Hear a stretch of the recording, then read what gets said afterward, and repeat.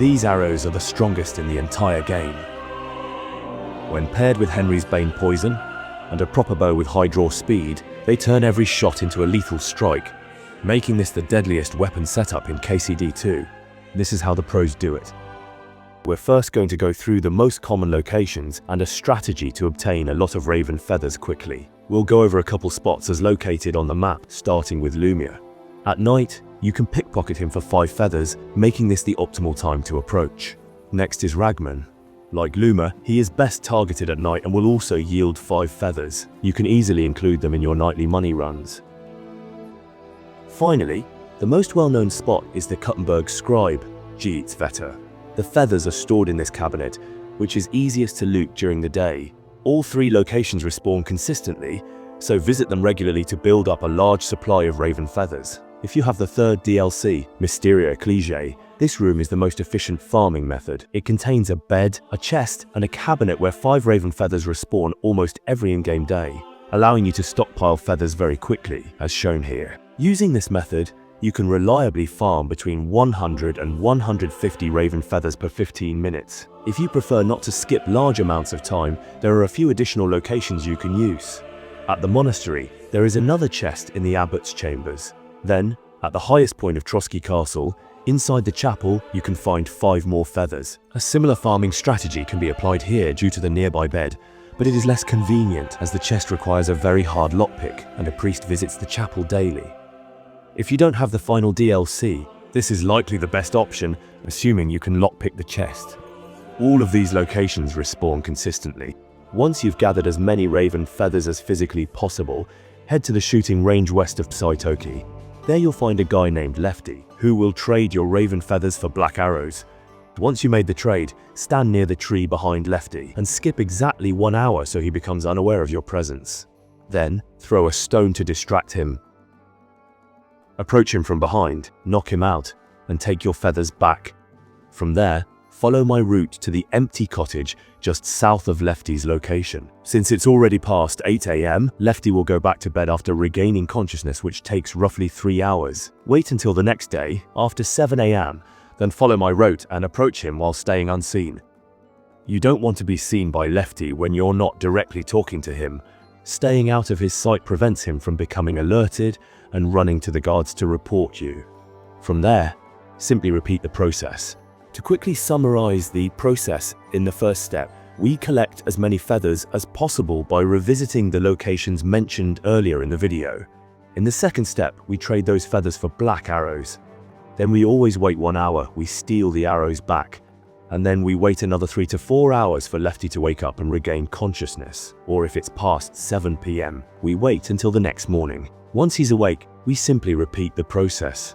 As you can see on the screen, you can see the short wait case by skipping roughly 3.5 hours during Lefty's 7 AM to 7 PM availability window. Considering that raven feathers act as the multiplier for how many arrows you can obtain, once you have over 100 feathers, it is no longer worth spending time collecting the remaining black arrows from the targets at Lefty's shooting range.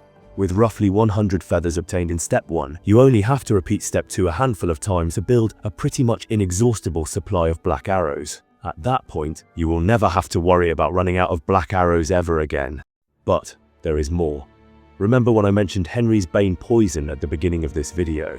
This poison is what we'll use to upgrade our arrows into one of the most lethal weapons in the entire game. To do that, we'll first need to dive into alchemy. You could technically buy Bane poison outright, but even the strongest available poison will take over 30 seconds to kill an opponent. Henry's Bane poison cuts this time down to around 15 seconds. Alchemy may seem daunting at first, but if you follow this video thoroughly, you will be able to accumulate it in large quantities, just like the black arrows. Before we start preparing our materials, we first need to make sure we have the right perks. Go to your skills tab in the menu and unlock the Secret of Secrets perk, as this allows you to brew Henry quality potions. For Bane poison, you'll need 1 amanita muscaria, 2 belladonna, and 1 wormwood. I prefer to work from left to right, so we'll start by adding the wine to the cauldron. Next, I grab the ingredients which I've already prepared in a clean and organized list. Add 1 wormwood to the cauldron and lower it. While that's cooking, Take your first belladonna and place it in the mortar. Then add the second belladonna and grind them together.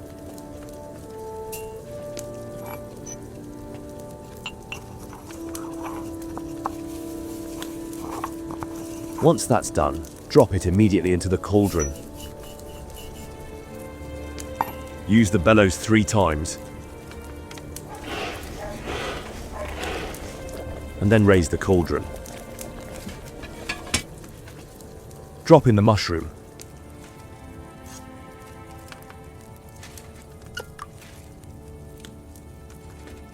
And finally distill the poison into a potion.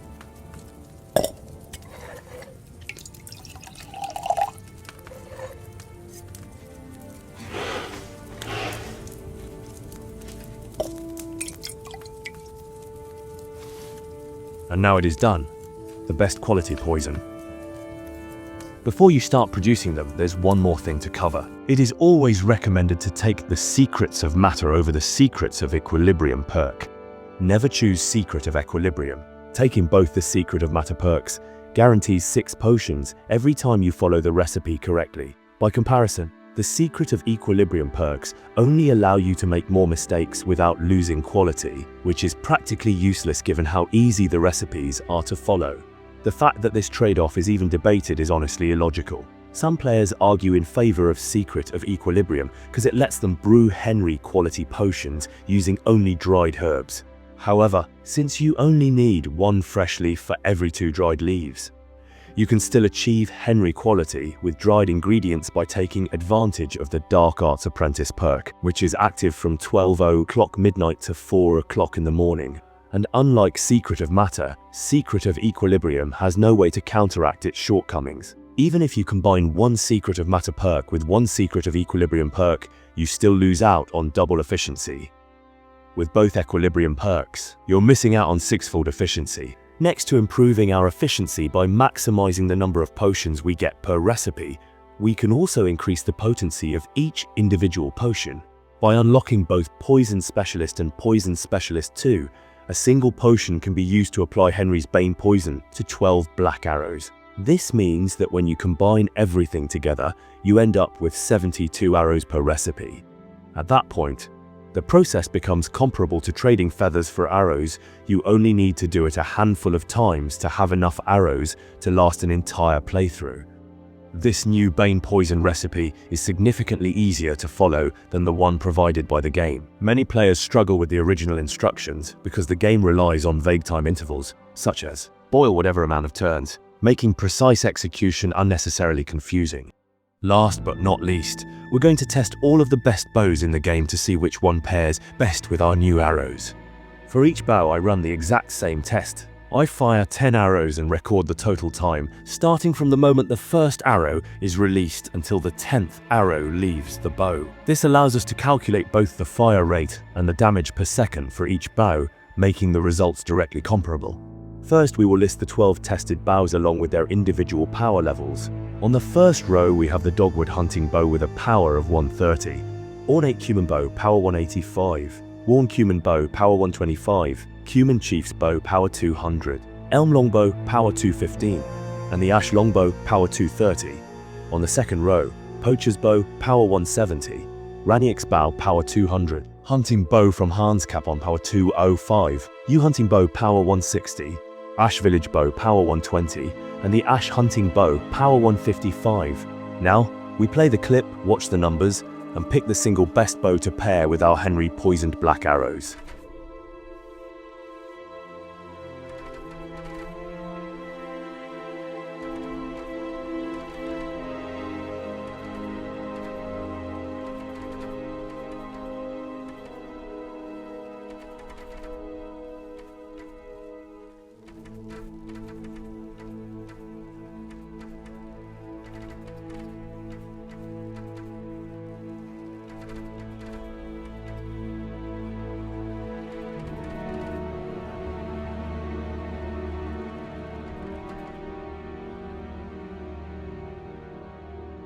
You can pause the video to inspect the raw data, but this is clearly too much information to process at once. Instead, let's visualize it on a graph. On the vertical axis, we plot shooting speed, measured in seconds per fully charged shot. On the horizontal axis, we represent overall power by combining shots per second with each bow's individual damage value. We'll start with all the bows that deal more than 50 damage per second. These are the Cumin Chief's bow, the Elm Longbow, the Ash Longbow, Raniak's bow, and Hans Capen's hunting bow. All of these bows share an identical fire rate, with the Ash Longbow standing out as the strongest bow in the entire game in terms of raw damage. Next, we have the bows that fall below 50 damage per second: the Ornate Cumin bow, the Yew hunting bow, the Ash hunting bow, and the Poacher's bow. Notice that despite their lower damage output, both the Yew hunting bow and the Ash hunting bow fire noticeably faster than the Ash Longbow. Finally, we have the three bows with the highest fire rate overall: the Dogwood hunting bow, the Worn Cumin bow, and the Ash Village bow.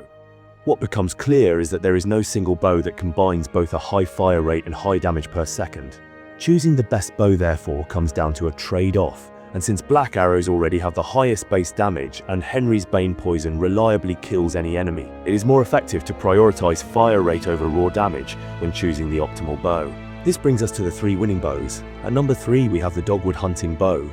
For number 2, the Ash Village bow. And at number 1, the Worn Cumin bow. The next video will cover the best potions in Kingdom Come Deliverance II, which potions you should brew yourself, which are worth buying, and which can safely be ignored. If you know of any Raven Feather locations not mentioned in this video, feel free to leave a comment. And if you'd like to offer a noble contribution, liking the video and subscribing to the channel would be greatly appreciated.